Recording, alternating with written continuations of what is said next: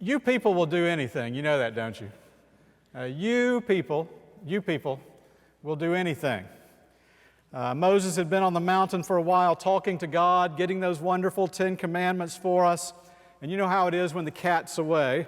The people came to Aaron and said, who knows when Moses is coming back? We don't even know if Moses is coming back. Would you make us a god to worship? And Aaron said, well, if you give me all of your gold, I'll take a mold, I'll create a calf. And he did that, and they ate, and they drank, and they danced, and they sacrificed, and they reveled before the calf. You people will do anything. I'm convinced that's why God gave us kosher laws. Why God had to say, here are some food laws. Here's what you can and you can't eat. I mean, you people will do anything. If you think about it, long ago, some human being saw an egg fall out of a chicken's backside, and I'm keeping it clean, and the human said to himself, I wonder what that tastes like.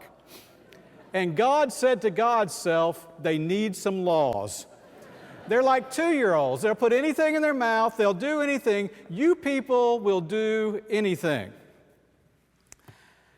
Now in seminary, when you're learning to be a preacher, they teach you not to preach in second person.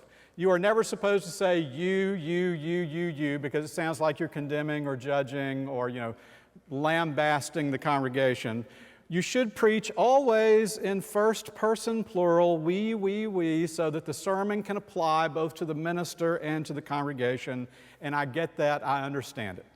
In fact, years ago, when I was a high school student, I went to youth camp at Ridgecrest, just north of us up in North Carolina. And in the boys' room, we decided we were going to have wrestling matches on our beds. Wrestling matches on our beds. And we were doing body slams and pile drivers and putting sleeper holes on each other. And Keith McLaren body slammed me onto the bed. I bounced off and my elbow went through the sheetrock in one of the rooms at Ridgecrest. And we knew we were in trouble. So we devised a plan. We called some of the girls from the girls' room and told them to bring their makeup over. And they took some green makeup, brown makeup, and black makeup and made a bruise on my head. And then we called our youth minister, and I told him I was walking through the room at a very gentle pace when all of a sudden I tripped on something, hit my head, bust a hole in the sheetrock, and now I have this bruise. He looked at me and he said, it's not a bruise, it's makeup. What happened? So I get it, this applies to me too. But it just sounds better this morning to say, you people will do anything, so I'm going to stick with that. Indulge me. Is that okay? You people will do anything. In fact, it wasn't enough for Aaron to build this golden calf for them to worship, then he had to lie about it. It may be one of my favorite verses in all of Holy Scripture. Verse 24 of Exodus chapter 32. Yes, I took the gold from them, I threw it in the fire, and out popped a calf. Of course, we can't be too hard on Aaron. None of us are immune to this. After reading the Bible for decades and being a pastor for over 30 years, nothing surprises me anymore. I mean, just read through the Bible. Jacob had 2 wives and 2 maids and had 13 children between the 4 of those ladies. David had an affair and then had the person murdered who was married to the lady. Judas sells Jesus out for 20 pieces of silver. Nothing surprises you much anymore if you really read through the stories of humanity and think back through your own stories and your own stories of your family and the stories of your friends. Nothing surprises me anymore. We eat eggs from chicken bottoms. We lie about cows jumping out of fire and construing bruises out of makeup. You people will do anything, and it makes my job difficult. And as if it wasn't difficult enough, not only will you people do anything, but I have figured out that God will do anything. I mean, after all, Exodus chapter 32 is not the most flattering image of God, not the most flattering picture of God that we have in the Bible. God says to Moses on the mountain, have you seen how your people who you brought up out of Egypt are acting? They are worshiping a golden calf. I'm going to let my anger burn hot against them, and I'm going to destroy all of them. In Exodus 32, God is angry, God is blaming, and God is threatening. And I love Moses' response. Go back and read the story again because the verbiage is beautiful. Moses says to God, well, first, those are your people who you brought out of Egypt. Those are not my people. And second, you can't destroy them because that will ruin your reputation. The Egyptians will say he wasn't powerful enough to get them to the promised land, and other nations will say that you weren't graceful enough to your own people. God, to retain your grace and to retain your power and to retain your good reputation, you have to be graceful to these people. And so God changes his mind. Moses had to argue down God and remind God to be graceful. Because just like you, God will do anything. Now, this is not the first or the last time we've seen this behavior out of God. Genesis chapter 6, verse through chapter 9. Chapters 6 through 9 is the story of the flood. By the way, can I say this? Jenna and her family went to see the Ark in Kentucky this week.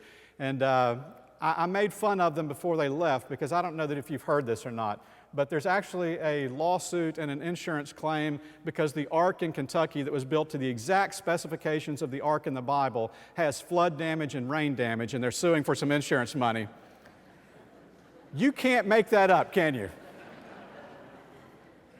So in Genesis 6 through 9, there's this wonderful flood. I've taught the story numerous times at the university and at Sunday school, and I always ask the same question. When I begin the lecture, I always say, does anyone know why there's a rainbow in the sky after the flood? And without fail, somebody throws their hand up and they say, well, that's to remind us that God will never destroy the earth again with a flood. And I always say, no, that's wrong. That's what we've been taught most of our life.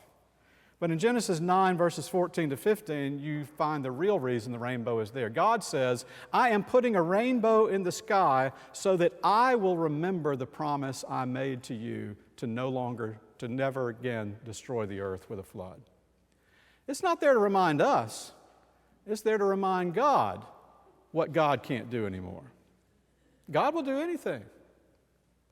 And then there's this parable in Luke 13. The master sees the fruitless fig tree and says, I'm going to cut it down. And the servant says, let me till it a little longer. Let me fertilize it a little longer. Give it one more year.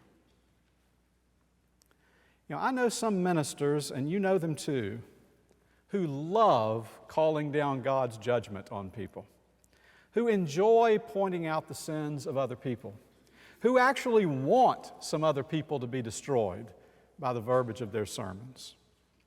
But here's the deal.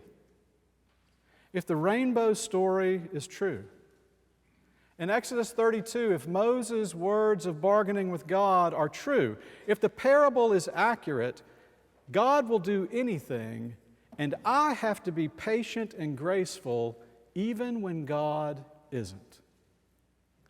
The patience and grace of Noah exceeded the momentary lack of grace in God's life. The patience of the gardener exceeded the patience of the master's life. Even if God says, I'm destroying the earth with a flood, I'm destroying idol worshipers with fire, I'm cutting down fruitless trees, I have to remind God to be patient, remember His graceful reputation, and I have to offer to keep working on those God might have given up on. As strange as it may sound, our patience and grace sometimes has to outlast God's. This summer, we are preaching on texts that have changed our life. I chose this text this morning because Exodus 32, probably more so than any other text, has taught me my place in church. I used to think that I had to bear the burden of the church and bear the burden of your life and bear the burden of your turmoil and bear the burden of whatever you were going through. But I loved reading in this story when God says to Moses, your people who you brought out of Egypt, and Moses looked back and said, oh no, those are your people that you brought out of Egypt. And so whenever I start bearing a little too much of your burden, it's just easy for me to look at God and say, you know, they really belong to you, not me. But what Exodus 32 has really taught me is that if you will do anything, and if God will do anything, my job, my role in the church really is to speak grace to both of you. So years ago, Meg's parents brought her into my office. She was in high school. Her parents' faces were stern and angry and fearful. Meg's face, her eyes were all swollen. Her makeup was all smeared. She had tear smudges down both sides of her face. They sat down and said, "We want you to tell her what for." That was their exact words. She came home and told us she was pregnant. Tell her what she's done. Tell her what she's done to herself, how she's embarrassed all of us, and she should be ashamed. Jim, tell her. And the only thing I could think to say was, I don't think she needs to hear another sermon. She needs to hear somebody tell her that they still love her and that God still loves her, and we're going to get through this. That's my role. David made his way into another office on another day to question and challenge me and ask me, "Why in the world don't you preach about sin more? Why don't you tell us what's wrong? Tell people what they're doing wrong. Make us feel guilty for our sins. Make us feel ashamed that we don't please God the way we should. All you ever seem to do is talk about love and grace. Why don't you ever talk about sin?" And I told David, and I've told people repetitively, I think through the years, that I am convinced that every person who walks through the door and comes in this sanctuary already knows what they struggle with. And they are probably already carrying more shame than they can or will admit. And what they need to hear is a word of grace. Exodus 32 reminds me of my role in the church. Since we will do anything, and since God will do anything, it's really my role and your role with each other to share grace, and when you pray, remind God to be graceful.